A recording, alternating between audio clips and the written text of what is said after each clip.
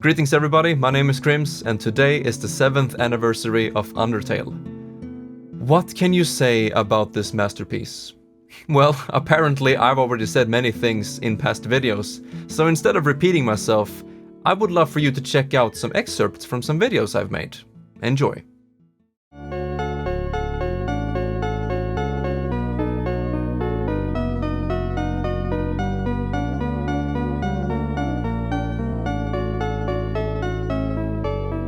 So I decided to make a blind commentary series on it, documenting my first experience.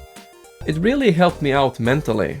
It gave me an outlet, something to focus on and look forward to, a world to escape into. For the first time, I had made 3 full commentary series on a single game in a row. One for each ending: neutral, pacifist, and genocide. It's been said a million times before, but Undertale was truly a breath of fresh air. A perfect mixture of modern, retro, and nostalgia. A game with astonishing depth, wonderful characters, and the best fourth wall breaking I've ever seen. Clever, dynamic, and engaging gameplay with a top-tier soundtrack. It can't be understated that the entire game was basically made by a single person.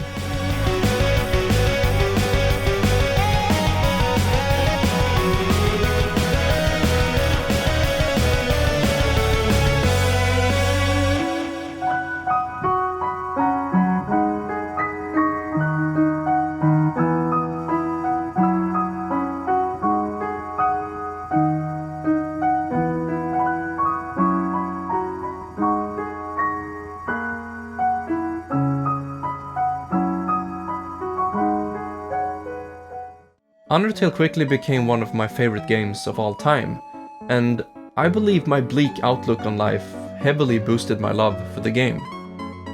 Undertale inspired a lot of people, and in my case, it filled me with determination to finish my biggest project at the time, which was King of the Horde, a 17-minute progressive metal song about Spike from Friendship is Magic.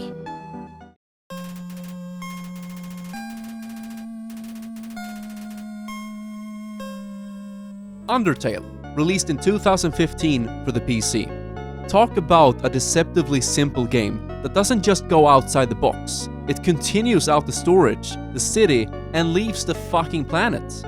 I truly love the freedom of choice, and the soundtrack is possibly my all-time favorite. It can't be understated that almost everything was made by a single person. The simple graphics have their charm, and leaves a lot to your imagination, kind of like a book. The characters are written beautifully, and it really feels like you're new to this living, breathing world.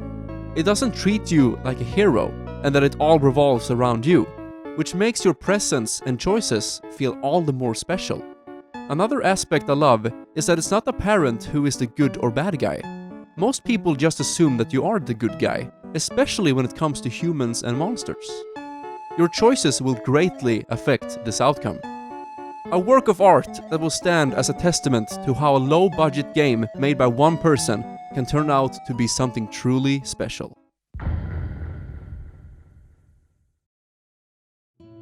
So with that said, I think it's clear to say that I truly love Undertale and that it means a lot to me. And I think today would be fun to not only reflect upon the game, but also kind of compile all of the videos and merchandise I have. Because Undertale is something that has been growing on me for so many years, and I do take some things for granted because it just feels so natural to me that it's there. So I thought it would be fun to kind of stop for a moment, look and appreciate what I have.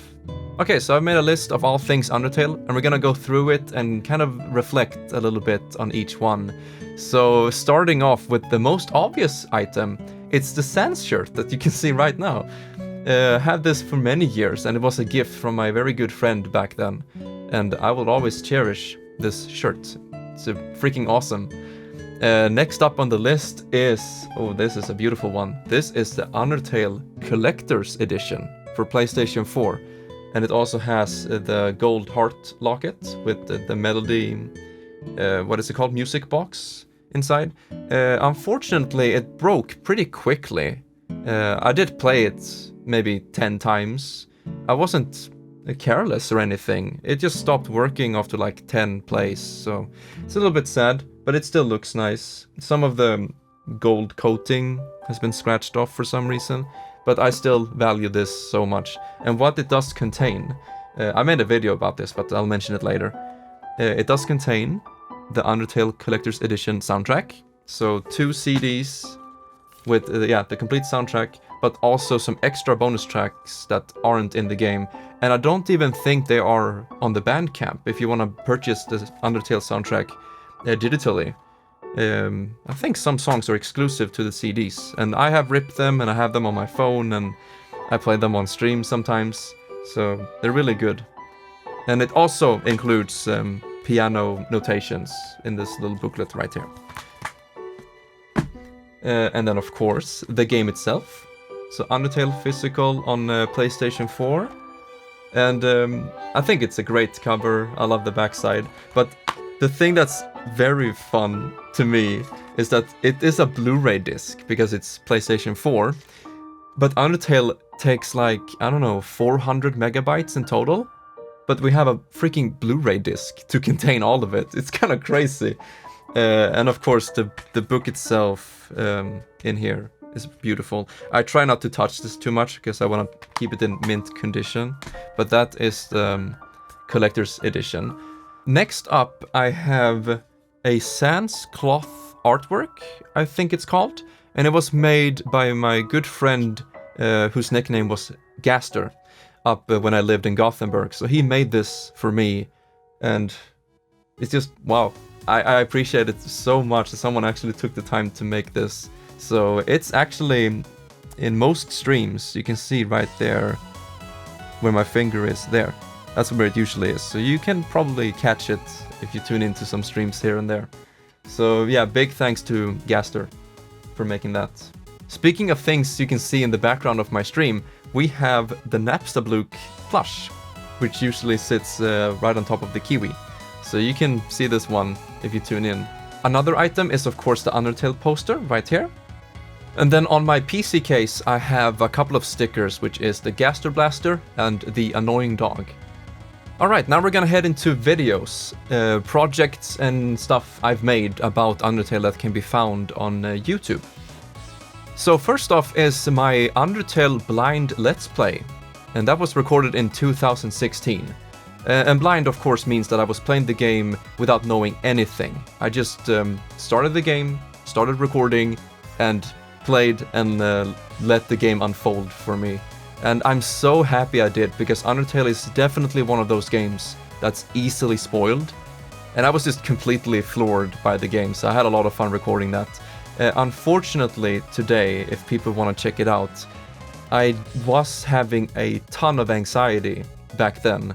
And many mental health problems, and that shows pretty strongly maybe in the videos, so do keep that in mind if you decide to give it a watch. But still, I'm very happy to have my first experience documented on Undertale, so I can always go back and see how did I react on this, or how stupid was I here when I didn't realize something. That happened a couple of times.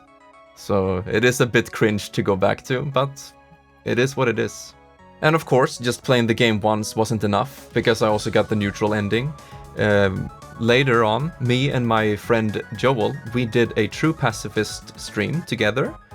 And that was blind for me, but not for him. And then afterwards, I did a solo commentary on True Genocide. And that series was so much fun. I don't remember a lot of anxiety when I recorded that one, so definitely check out the True Genocide commentary, if any. And here's a fun thing I have never done before. I made a short film called Remorse, which was an in-between part, between part 12 and 13 of the first initial playthrough Let's Play. And it was kind of to amplify or highlight my emotions, how I felt during my decisions in the game. But looking back at it, it's kind of cringe. I felt like it was a little bit too strong. The video was never supposed to be taken too seriously, so check it out and keep in mind that the strong language is not to be taken seriously. But it's kind of crazy how much Undertale meant to me even when I haven't even finished it. And I made a short film inside the series itself. So that was really fun, and there is a bunch of Silent Hill references for anyone who can catch that. Moving on, we have an Undertale piano tab, which I made for, track 71, the self-titled track in the soundtrack.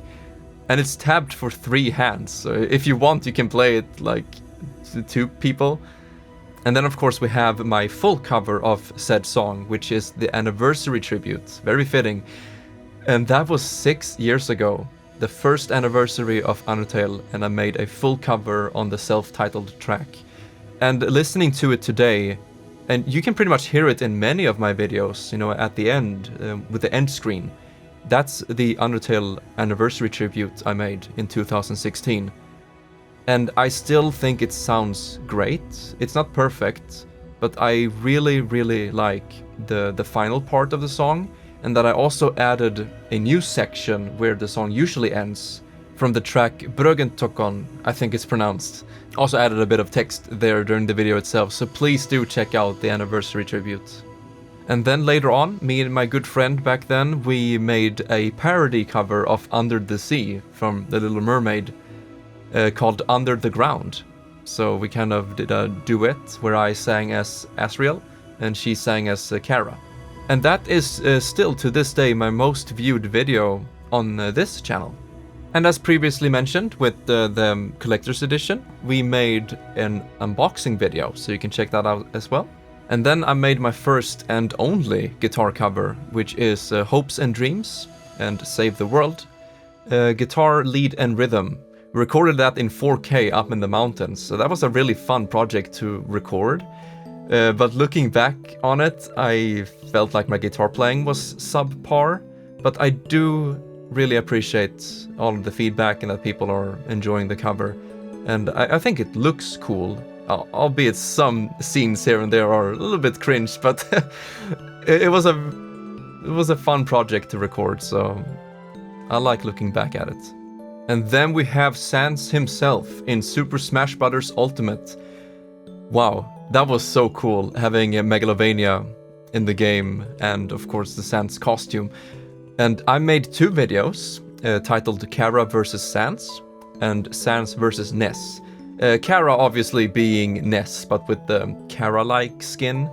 And what I like about these 2 videos is that I tried to make them as authentic as possible. So it was stamina battle, there was no heads-up display. I tuned down the sound effect volume slider. So everything you see in that video is completely unedited. And I think that's the most beautiful thing with Smash Brothers, is that you have all of these worlds as a sandbox, kind of. And you can do all kinds of battles between all of these universes. It's amazing.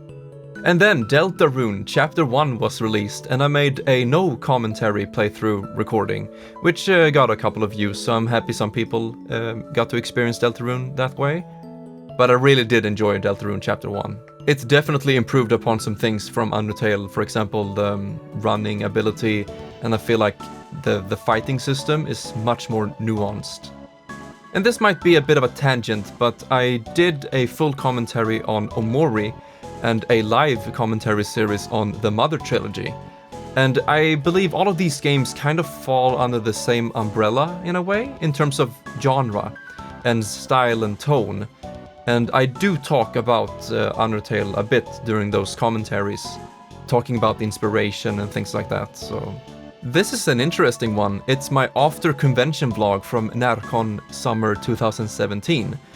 And in this timestamp right here, there was an Undertale meet where I talked about all of the cosplays and my experience with it.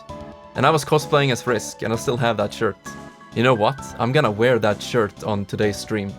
Undertale on Nintendo Switch included some new content, for example the Mad Mew Mew secret mini-boss, so I did a stream on that. Deltarune Chapter 2, I did stream a bit. I also did a full playthrough on the Snowgrave route. Alright my friends, I think that is all I can think of off the top of my head. I hope Undertale will be played and talked about for decades to come. And I really can't wait for Deltarune Chapter 3. Go ahead and check out some of the videos I've mentioned in this video, and please consider following my Twitch where I stream regularly, and I hope to see you in future videos and streams. Bye for now.